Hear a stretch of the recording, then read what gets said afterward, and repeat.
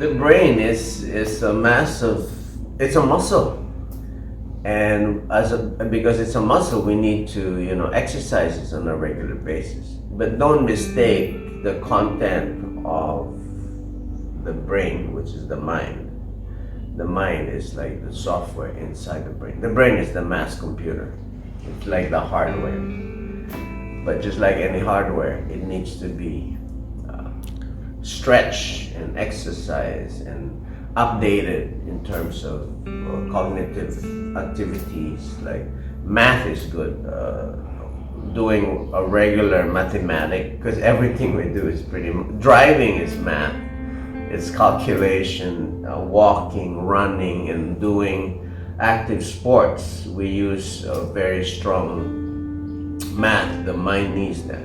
So if we don't exercise our brain on a regular basis, then of course it becomes weak, just like any muscle. And when we need it for certain things, we become forgetful and stuff.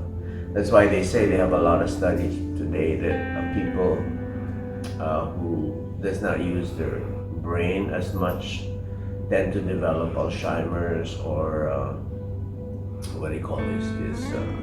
They become more forgetful as they get older. So it's good that the brain should be exercised on a regular basis by reading.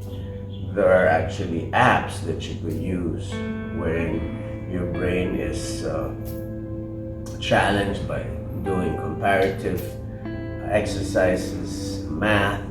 Of course, learning a language is one best thing for exercising your brain. Memory games, cards, what do you call this? Where you're forced to remember. It stretches your brain, and you could feel it. You can you get a bit of a headache after some brain exercises because it stretches the muscle of the brain when you're thinking. Like language entails you to think, to memorize words and meanings on a regular basis. Reading makes you imagine things. It's really very good for the brain. So we should not forget this very important muscle in our body, the brain. We must exercise this on a regular